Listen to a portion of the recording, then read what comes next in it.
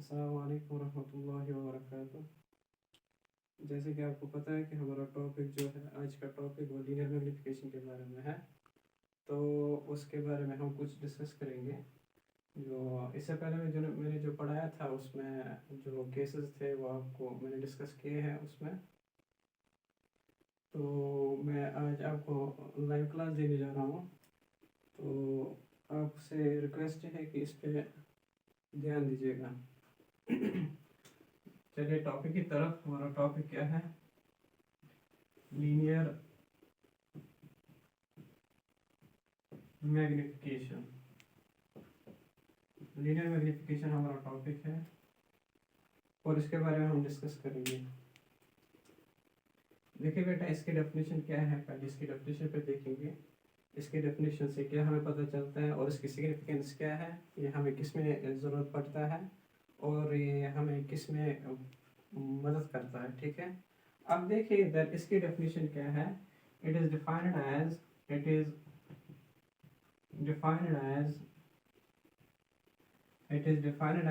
the ratio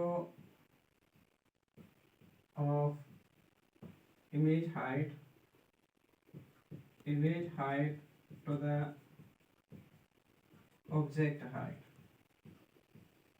that means ये हमें ratio किसके बारे में देता है? दो चीज़ों के बारे में। जो हमें रेशो निकालना पड़ता है वो किस किस के बारे में है? एक तो इमेज हाइट के बारे में है और दूसरा किसके बारे में? Object height. और इससे हमें ये पता चलता है कि जो इमेज है वो इमेज कितनी छोटी होगी या बड़ी होगी या same as that of object की होगी। अब देखिए इधर जो हमने डेफिनेशन लिखी, इधर जो डेफिनेशन से हमें पता चलता है कि it's defined as the ratio of image height to the object height. अब देखिए बेटा इधर, एंड ये जो लीनियर मैग्निफिकेशन है कैसे हम डिनोट करते हैं? It is denoted bye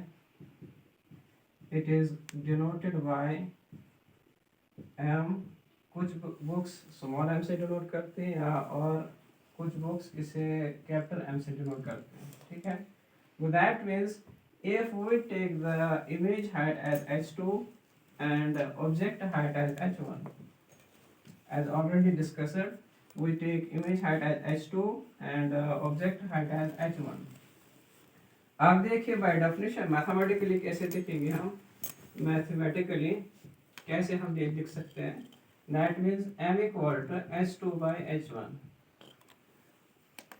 m equal to h2 by h1। अब देखिए जो इसकी डेफिनेशन है, जो इसकी मैथमेटिकल डेफिनेशन बनती है वो हमें इसे ये बता रही है कि जो हाइट इमेज का हाइट अगर ज़्यादा होगी, अगर इमेज की हाइट ज़्यादा होगी या ऑब्जेक्ट की हाइट ज़्यादा होगी, उसी के हिसाब से m का रेशो आएगा। अगर h2 ज़्यादा होगा तो m इज़ ग्रेटर देन 1, अगर h2 लेस देन h1 होगा तो m इज़ लेस देन 1। अगर m इक्वल टू m, अगर ये h2 अगर किसके बराबर होगा? h1 के बराबर, देन m इक्वल टू 1। अब देखिए बेटा, अगर हम बात करेंगे किसके बारे में, इसमें कुछ केसेस अराइज होते हैं। फॉर एग्जांपल इसकी सिग्निफिकेंस, ये किस चीज़ में हमें ज़रूरत पड़ता है। फॉर एग्जांपल हम टॉपिक देखिए इसके बारे में डिस्कस करेंगे। इफ इधर मैं लिखता हूँ, if h2 is greater than h1, अगर h2 ग्रेटर देन किसके बराबर, किसके ज़्यादा होगा? h1। That means if object height is greater than h1, that means image height, then the ratio of then m is greater than 1। why? Because you know that because h2 is greater than h1। अब अगर ratio निकालेंगे h2 by h1, ये हमेशा greater than 1 होगा। कैसे? For example we take an example. For example मैं आपको समझाने की कोशिश कर रहा हूँ। For example, if we take the numerator, for example, we take numerator 3 and denominator 2. Now, if we take the ratio, that is 1.5. Now, you see that कि आपको ये समझ में आ रहा है, आपको ये बात समझ में आ रही है कि ये ratio this ratio क्या है? So is always greater than 1। क्यों? तो क्या है कि अगर denominators में numerator अगर numerators में greater than number आए and denominators में lesser number आए, तब क्या चीज़ का इस रेशियो से आसान सोचो ऑलवेज ग्रेटर देन 1। जैसे मैंने आपको एग्जांपल दी थी, ऐसे इधर भी होगा। If h2 is greater than h1, जो m का रेशो होगा that means m is greater than 1। इसका माने इम्प्लाइज इससे क्या पता चलता है कि image height is greater than object height. एक सिग्निफिकेंस ये है, जो इसकी पहली सिग्निफिकेंस है, जो इसकी सिग्निफिकेंस ये है कि m is greater than 1 means जो इमेज की हाइट होगी वो किससे बड़ी होगी, ऑब्जेक्ट हाइट की वजह से। और दूसरा केस में बनता है is a case first now case second में हमें क्या पता चलता है, केस सेकंड देखिए बेटा, अगर if h2 is less then h1, अगर h2 लेस देन होगा h1 की वजह से, h1 से, तो वहां क्या रेशो निकलेगा। देखिए बेटा m is less than 1, why, because if we take for example, इसके एग्जांपल में देता हूं, for example if numerator is 2 and denominator is 3, if we take the ratio and ratio is always less than 1, क्यों, इसलिए ठीक है, इसके numerator small number greater smaller and denominator small number greater. अगर ये दो नंबर रेशियो करो सो क्या इज ऑलवेज लेसर देन 1, वो दैट मींस यहां यथमस अगर मैं कर फॉर एग्जांपल मैं ऐसे लिखूंगा ये m equal to h2 by h1 and here h2 is greater than h2 is lesser than h1, जो इसका रेशियो निकलेगा वो ऑलवेज लेस देन 1 होगा। That means m is implies m is less than 1। उसका माने क्या होता है, उसका माने ये होता है कि इमेज हाइट है वो क्या होगी, image height is smaller than object height. यहाँ पे आप हाइट लिखेंगे, ठीक है बेटा। ये दूसरा केस बना इसमें। अब जो इसमें तीसरा केस बनता है, केस थर्ड, जो केस थर्ड इसमें बनता है, केस थर्ड इसमें क्या है, if h2 equal to h1, अगर h2 किसके बराबर होगा, h1 के बराबर, then m का वैल्यू क्या होगा, that means m equal to, we know that m equal to h2 by h1, we know that m किसके बराबर होता है, h2 by h1, एंड अगर इसका रेशियो निकालेंगे वो किसके बराबर होगा, h2 एंड h1 बराबर है, that means जो इसका रेशियो होगा वो इक्वल टू 1 होगा। क्यों, h1 के बदले h2 लिख सकते हैं, h2 के बदले h1 लिख सकते हैं। दैट मीन्स जो इसमें डिफरेंस, जो इसका रेशियो निकलेगा वो किसके बराबर निकलेगा, m, तो that means m equal to 1। इसका माने क्या हुआ, image height is same as that of object height.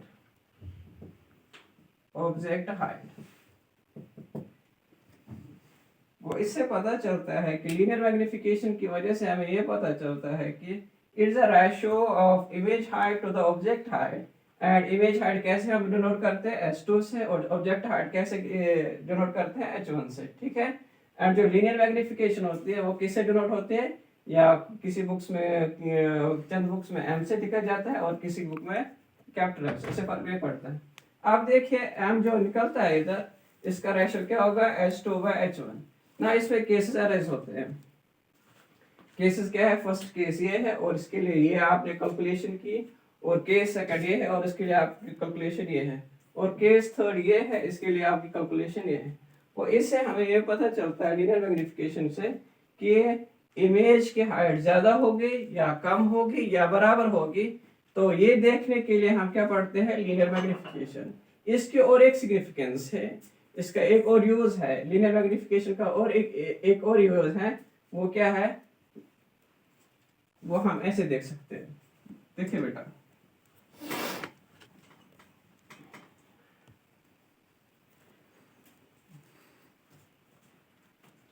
if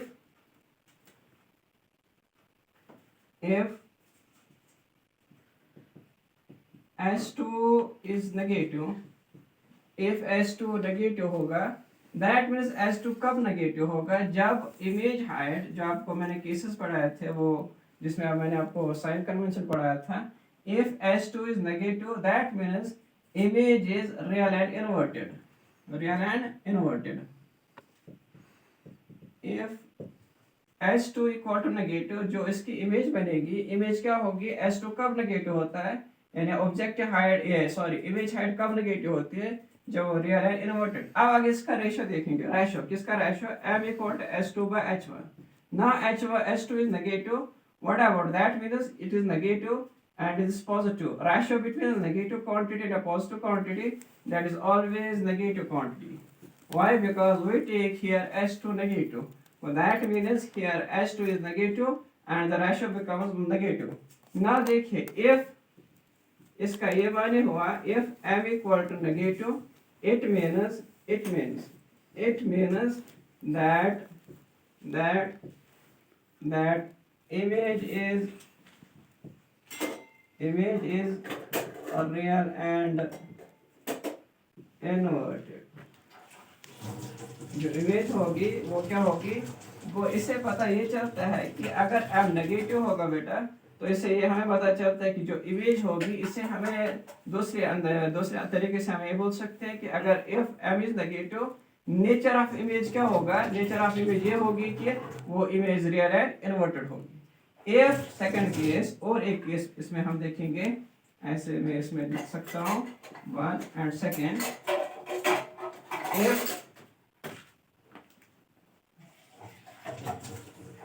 if H2 equal to positive, you know that ये हम ऐसे लिखते हैं m equal to H2 by H1, you know that H1 हमेशा पॉजिटिव होगा, बट ये बात किस पे होती है, वो H2 पे होती है, H1 पे बात नहीं होगी। क्यों? Object height is always positive, and why? Because it is above the principal axis and on the it is on the principal axis, but above the principal axis and perpendicular to the principal axis। इसके वजह से क्या होगा, जो H1 होगा, ये H1 is always positive, ये कभी नेगेटिव नहीं हो सकता, इट नेवर बी नेगेटिव। अब देखिए H2 कब पॉजिटिव होगा, कब नेगेटिव होगा, अगर रियल एंड इन्वर्टेड होगी तो H2 नेगेटिव होगा, अगर अगर इमेज वर्चुअल एंड इरेक्ट होगी तो H2 नेगेटिव पॉजिटिव होगा। that means if H2 is positive, that means if we take the ratio m equal to H2 by H1, now both quantities are positive, H2 is also positive, H1 is also positive, H2 is positive and also H1 is positive, the ratio is always positive, that means m equal to positive। इसका माने क्या हुआ, अगर m positive होगा, इसका माने ये होता है कि image is virtual and erect। अब बेटा समझ, इमेज क्या होती है, वर्चुअल एंड इरेक्ट। कब? अगर m पॉजिटिव होगा then image is virtual and erect। if m is negative then जो इमेज बनती है वो रियल एंड इन्वर्टेड बनती है। आपको ये बात समझ में आई होगी। ये किसके बारे में था, रियल मैग्निफिकेशन, लीनियर मैग्निफिकेशन के बारे में। जो हमें इससे पता चलता है कि जो लीनियर मैग्निफिकेशन होती है कि इससे हमें क्या क्या चीज़ें मिलती हैं, इससे हम क्या क्या चीज़ें सॉल्व कर सकते हैं, वो आपके सामने मैंने डिस्कस किया। वो ये किसके बारे में था, लीनियर मैग्निफिकेशन के बारे में। अब इसके बाद और एक टॉपिक आता है, that is called mirror formula. Mirror formula की डेफिनेशन क्या है वो हम देख सकते हैं, ठीक है। अभी देखिए बेटा,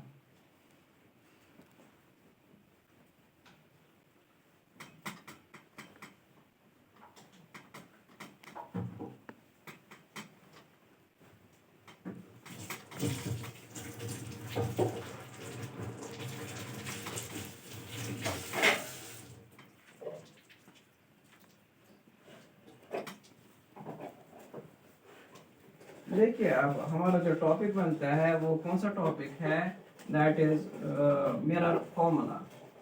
मिरर फॉर्मूला, मिरर फॉर्मूला क्या है, इट्स अ रिलेशनशिप बिटवीन और it's an equation, it's a relation और इक्वेशन किस किस के बारे में है। एक तो है ऑब्जेक्ट डिस्टेंस, ऑब्जेक्ट डिस्टेंस के बारे में रिलेशन है। ऑब्जेक्ट डिस्टेंस कैसे, you know that object distance कैसे हम डिनोट करते हैं, यू से। एंड इमेज डिस्टेंस कैसे हम डिनोट करते हैं, इमेज डिस्टेंस हम v से डिनोट करते हैं। एंड आपको पता है कि फोकल लेंथ कैसे डिनोट किया जाता है, दैट मींस स्मॉल f से। अब देखिए जो मिरर फॉर्मूला है मिरर फॉर्मूला में हम क्या पढ़ते हैं, इट्स अ रिलेशनशिप बिटवीन, इसकी डेफिनेशन जो है, इसकी डेफिनेशन मैं इधर लिखता हूँ, डेफिनेशन क्या है इसकी, it's a relationship between, it is a relationship between object distance comma image distance and focal length of spherical mirrors। अगर इसमें हम देखेंगे कि मैथमेटिकली हम इसको कैसे डिनोट करते हैं, मैथमेटिकली हम इसको कैसे डिनोट कर सकते हैं, is a relationship between, relationship के बदले आप इक्वेशन लिख सकते हैं, इक्वेशन है या रिलेशनशिप है ये आप लिख सकते हैं। That means if we make a mathematical relation, that is mathematically हम कैसे इसको लिख सकते हैं, मैथमेटिकली हम ऐसे लिख सकते हैं इसको 1/u + 1/v = 1/f। जो हमने डेफिनेशन ये लिखी इधर, रिलेशनशिप बिटवीन किसके बारे में, ऑब्जेक्ट डिस्टेंस के बारे में, इमेज डिस्टेंस के बारे में और फोकल लेंथ के बारे में। अब देखिए it's a focal length, it's a image distance, it's a object distance. अब देखिए इसको हम ऐसे लिख सकते हैं, और 1/f = 1/u + 1/v। ये है किसके बारे में, अब हमें ये डिराइव ही करनी है, इक्वेशन हमें डिराइव ही करनी है। कौन सी इक्वेशन, ये वाली इक्वेशन हमें डिराइव करनी है। वो कैसे डिराइव करेंगे वो हम बाद में देखेंगे, पहले इसके बारे में मिरर फॉर्मूला क्या है, it's the relationship between object distance here is the image distance here and किसके बारे में, focal length of spherical mirrors. ऐसे भी लिख सकते हैं, ऐसे भी लिख सकते हैं। ओके, इसके किसके बारे में था, मिरर फॉर्मूला के बारे में।